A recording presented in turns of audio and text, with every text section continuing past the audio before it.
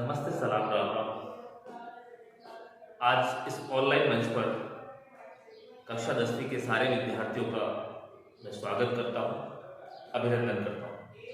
मैं हिंदी का विद्यार्थी नरोत्तम राठौड़ मॉडर्न स्कूल अखेरा की ओर से आप सभी का एक बार पुनः स्वागत करता हूँ। देखिए, कक्षा 10वीं के पाठ्यक्रम के अनुसार जो हिंदी के कुछ प्रकरण हैं जिनमें पद परिचय,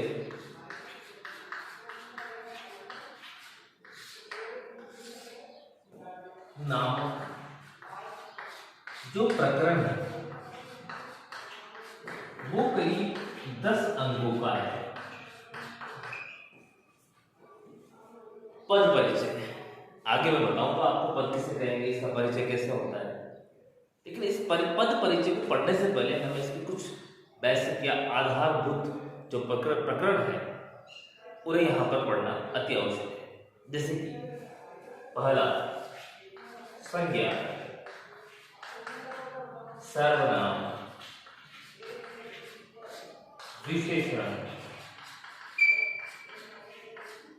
अव्यय इत्यादि इत्यादि। क्योंकि आपने ये तो आज से तो सारी क्लासों में भी पढ़े होंगे, लेकिन आज जब हम अध्ययन करेंगे तो इनके बेसिक कंसेप्ट को लेकर बात करेंगे। आज हम ये कह सकते हैं आज के पढ़ने के बाद आपको संज्ञा, सर्वनाम, विशेषण और अव्यय इन प्रकरणों पर चर्चा करने की कोई आवश्यकता नहीं होगी। आज आपका कंसेप्ट क्लियर करेंगे। मैं आशा करता हूं आपको कंसेप्ट जो है वो समझ में भी आएगा, और अगर आप ध्यान से सुनेंगे तो हर एक चीज बहुत बेसिक सी है, ऐसा बहुत ज्यादा मुश्किल कुछ नहीं है। आप बस देखते जाइए और समझिए। सबसे पहले हम बात करेंगे आज प्रथम प्रकरण संज्ञा। आप देखिए संज्ञा,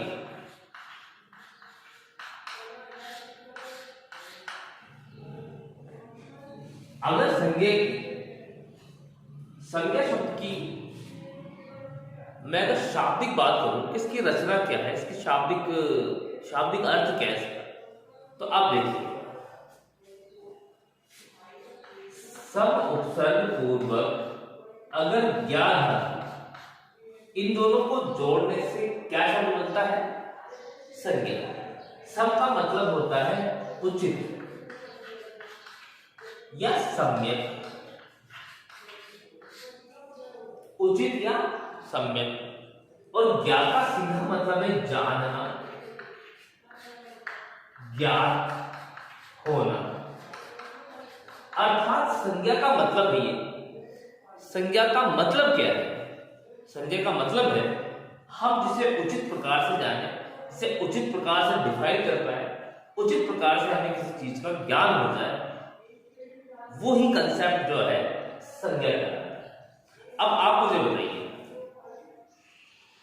हम किसी को भी उचित रूप से कैसे जान पाएंगे, उसके नाम से। किससे जान पाएंगे, नाम से। तो आज से पूर्व आपने संज्ञा की परिभाषा कई बार पढ़ी भी होगी। किसी भी व्यक्ति, वस्तु, प्राणी, स्थान, भाव के नाम को संज्ञा कहते हैं। के नाम को, नाम पर रहे, नाम को क्या कहेंगे, संज्ञा कहेंगे। अब मेरा एक साधारण सा प्रश्न ये है आप लोगों के लिए कि थोड़ा गौर से सोचिएगा।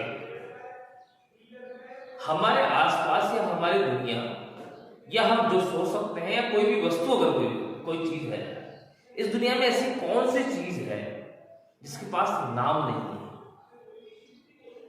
आपका जवाब आएगा कि सर नाम तो सभी के पास है। तो भैया नाम को ही तो संज्ञा कहा। किसी भी वस्तु, स्थान, व्यक्ति, प्राणी, भाव के नाम को संज्ञा कहते हैं। तो ये कहने को 5 शब्द है, लेकिन इसमें सारा ब्रह्मांड नहीं है। इन 5 के अलावा कुछ है ही नहीं ना। सीधे शब्दों में अगर मैं कहूं तो जिसका भी नाम है वो संज्ञा है, चाहे वो मूर्त हो या अमूर्त हो, दृश्यमान हो या अदृश्यमान। जैसे राम एक लड़का है, वो दृश्यमान है, संज्ञा है, लेकिन गुस्सा अदृश्यमान है। गुस्सा फिजिकल टच नहीं कर सकते हम, गुस्से को दिखाई नहीं देगा वो आपको, लेकिन वो क्या है, भाववाचक संज्ञा है। आगे हम क्रमबद्धता के रूप से या क्रमबद्ध तरीके से कंसेप्चुअल पूरी बात करते रहेंगे। आप देखिए, ये मैंने बताया आपको उचित प्रकार से जानना संज्ञा शब्द का मूल उत्पत्ति का कारण है। इसका अर्थ है किसी को भी उचित या ठीक प्रकार से जानना। और अगर हम परिभाषा की बात करें तो किसी भी वस्तु, स्थान, प्राणी, भाव आदि के नाम संज्ञा कहते हैं। और इसी के बाद मैंने कहा कि इस दुनिया में ऐसी कोई चीज नहीं जिसके पास नाम नहीं है, अर्थात सभी के पास नाम है, तो सभी संज्ञाएं हैं। अब आपको ये डिफाइन करना है कि संज्ञा कौन सी है, संज्ञा के कुल कितने भेद हैं और कौन सी चीज कौन से भेद में आती है। आइए हम बात करते हैं। देखिए, संज्ञा की परिभाषा की बात करें हम,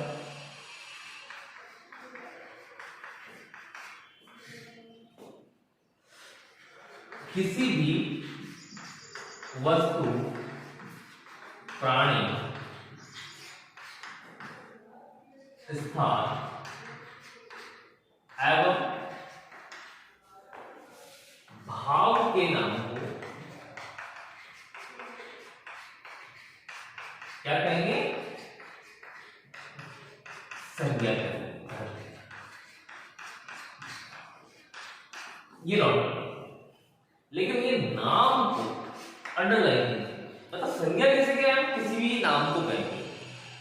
और थोड़ा सोच के देखिएगा, इस दुनिया में ऐसी कोई वस्तु, ऐसी कोई चीज नहीं है जिसके पास नाम ना हो। सभी के पास नाम है तो सभी संज्ञाएं हुई। अब हमें डिफाइन ही करना है कौन सी वस्तु किस भेद में है। अब हम आगे बात करते हैं। संज्ञा के मुख्य 3 भेद होते हैं। हालांकि पढ़ने या अध्ययन अध्यापन की दृष्टि से हम कई बार मुख्य 3 भेद होते हैं, लेकिन कई बार आपको देखने को मिलेगा यहां पर 5 भेद भी लिखे जाते हैं। वो कैसे, मैं आगे बताऊंगा। पहला भेद व्यक्तिवाचक संज्ञा,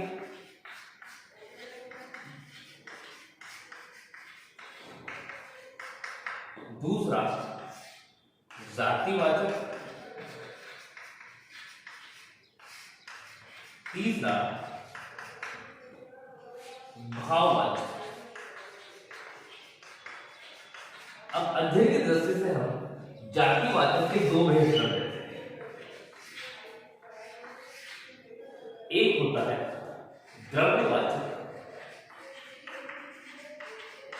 संज्ञा, एक होता है समूहवाचक।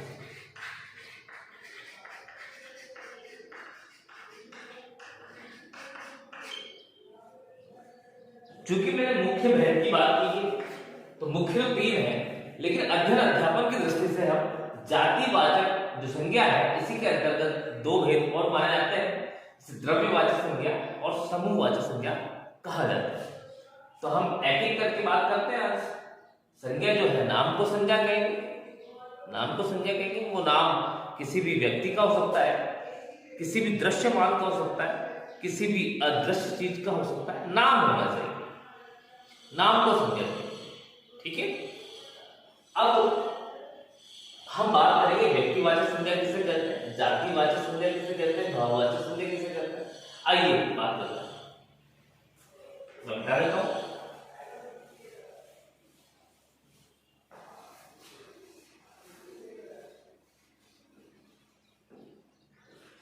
संज्ञा के मुख्य भेद में पहला भेद व्यक्ति वाचक संज्ञा। देखिए,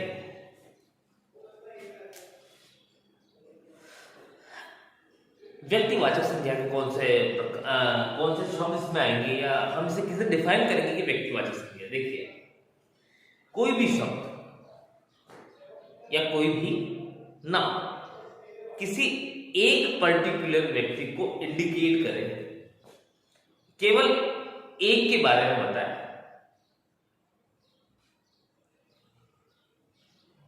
दैट्स व्यक्तिवाचक संज्ञा।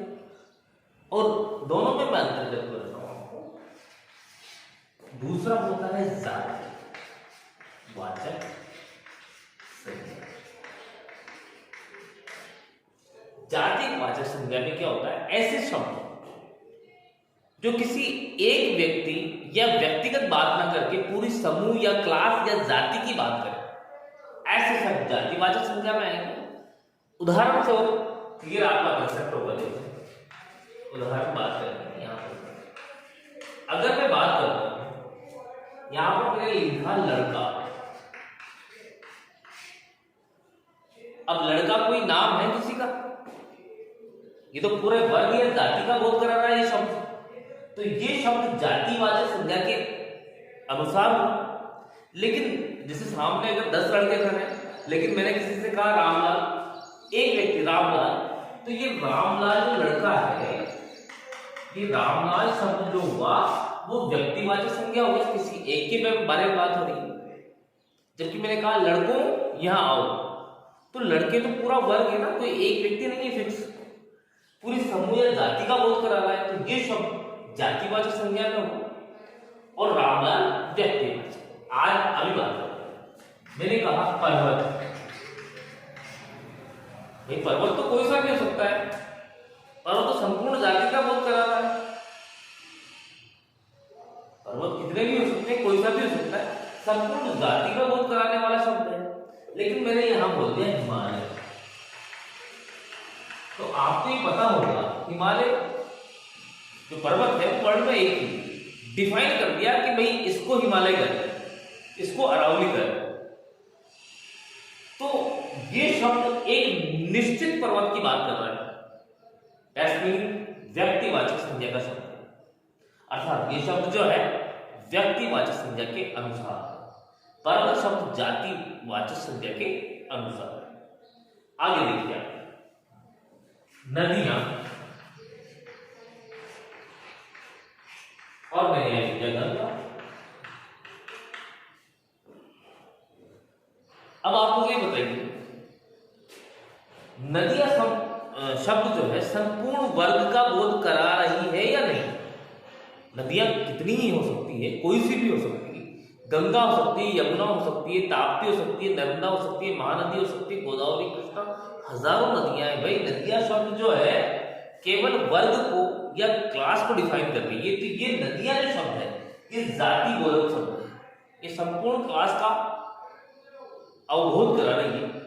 तो नदियां शब्द क्या हुआ, जातिवाचक संज्ञा हुआ। जबकि मैंने कहा गंगा नदी, तो गंगा डिफाइन होगी ना, भाई ये नदी गंगा है, सिंगल या व्यक्तिगत बात कर रहे हैं। तो गंगा शब्द जो हुआ वो व्यक्तिवाचक संज्ञा।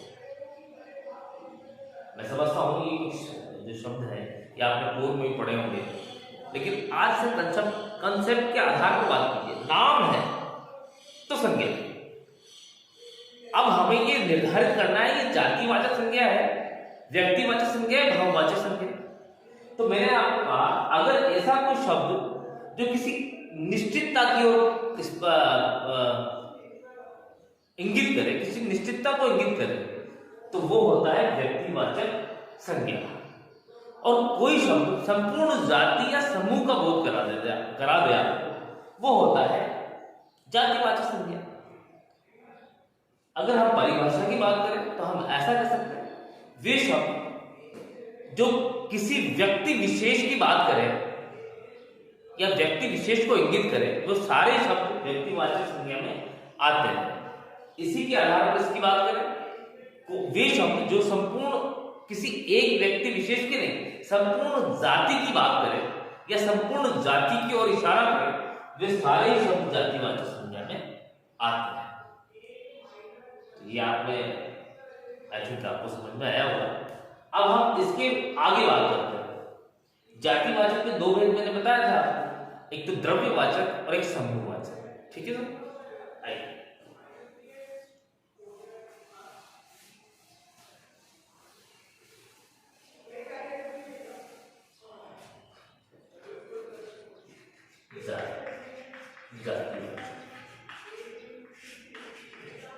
संज्ञा और इसके दो भेद जो थे वो थे द्रव्यवाचक और समूहवाचक।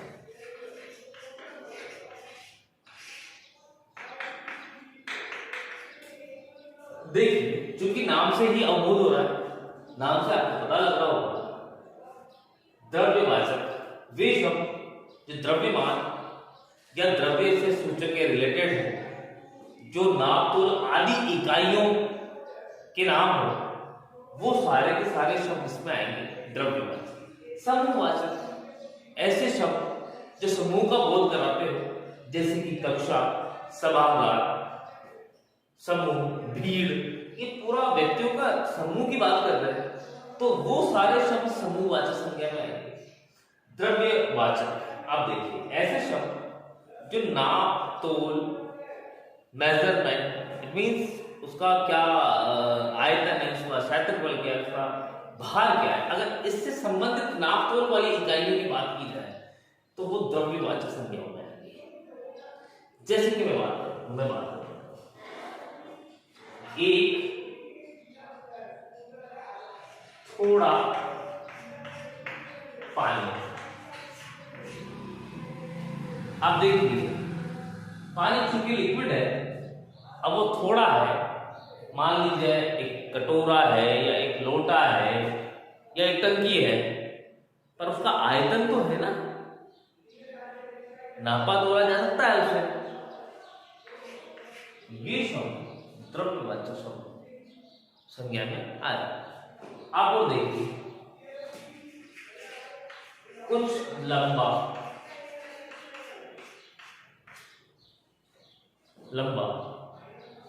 कुछ, वो इतना हो सकता है, इतना हो सकता है, इतना हो सकता है, इतना हो सकता है, कुछ, लेकिन वो कुछ है वो नामने से रिलेटेड है, द्रव्यवाचक संज्ञाओं में। अब बात कर लेते हैं हम समूहवाचक संज्ञा। अब देखिए, कक्षा,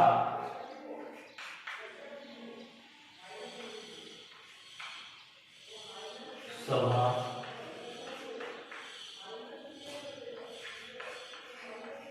पांडाल। अब आप देखिए, समूह का बोध हो रहा है, व्यक्तियों के समूह को ही कक्षा कहेंगे भाई। जहां पर सभा, जहां पर व्यक्ति इकट्ठे होते हैं विमर्श करने के लिए, उसको सभा कहेंगे। और देखो आप, दर्जन,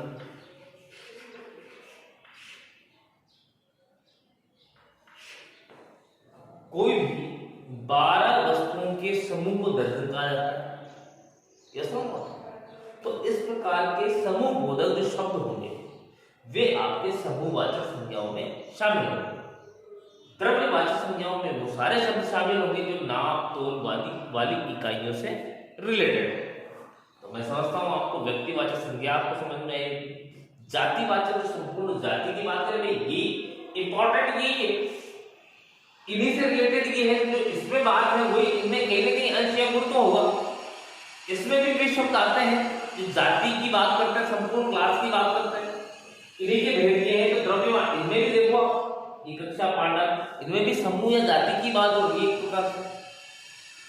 तो द्रव्यवाचक संज्ञाओं में नाम तोल आदि इकाइयों की बात होगी, वे शब्द समूह द्रव्यवाचक संज्ञा कहलाएंगे। वे शब्द जो संपूर्ण समूह की बात करें, समूहवाची शब्द जो आपके सामने हो, वो सारे समूहवाचक संज्ञाओं में शुमार है। ठीक है, अब आगे देखते हैं।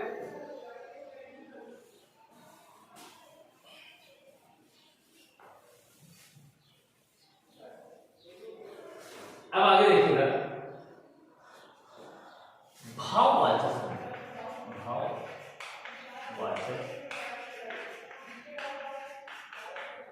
संज्ञा। मैं थोड़ा रिपीट कर देता हूं। संज्ञा के मुख्य 3 भेद होते हैं: व्यक्तिवाचक संज्ञा, जातिवाचक संज्ञा और भाववाचक संज्ञा। व्यक्तिवाचक संज्ञा में ऐसे शब्द जो किसी एक या निश्चित व्यक्ति को डिफाइन करे, निश्चितता को डिफाइन करे, व्यक्तिवाचक संज्ञा करे। जो संपूर्ण जाति या समूह का बोध कराए वो जातिवाचक संज्ञा कहलाएगी। अब तीसरी जो संज्ञा है भाववाचक संज्ञा। भाव का मतलब क्या? भाव का मतलब फील। क्या होता है? फील, भाव। भाववाचक संज्ञा क्या होती है? ऐसे शब्द जिनका फिजिकल अपीयरेंस नहीं हो, जिसको भौतिक स्पर्श नहीं किया जा सके, वो अस्तित्व में तो है लेकिन उनका भौतिक स्पर्श किया ना जा सके, ऐसे शब्द भाववाचक संज्ञाओं में आएंगे। समझिए, सुनिए, देखिए। ऐसे शब्द जिनका अस्तित्व तो है लेकिन उनका फिजिकल स्पर्श नहीं है, भौतिक टच उन्हें नहीं किया जा सकता, वे सारे ही शब्द भाववाचक संज्ञाओं में आएंगे। जैसे देखिए, मोटापा, गुस्सा, दुख, हंसी, जलन, प्यास, भूख। आप मुझे बताइए, मोटापा तो एक गुण है अगर देखा जाए, नहीं? मोटापे को कोई स्पर्श कर सकता है? सुंदरता को कोई स्पर्श कर सकता है? नहीं। गुस्से को कोई स्पर्श कर सकता है? वो तो फील यार, वो तो आपका अंदर का विकार है ना, वो अस्तित्व में तो है, वो होता है लेकिन उनको उसका भौतिक स्पर्श नहीं हो सकता।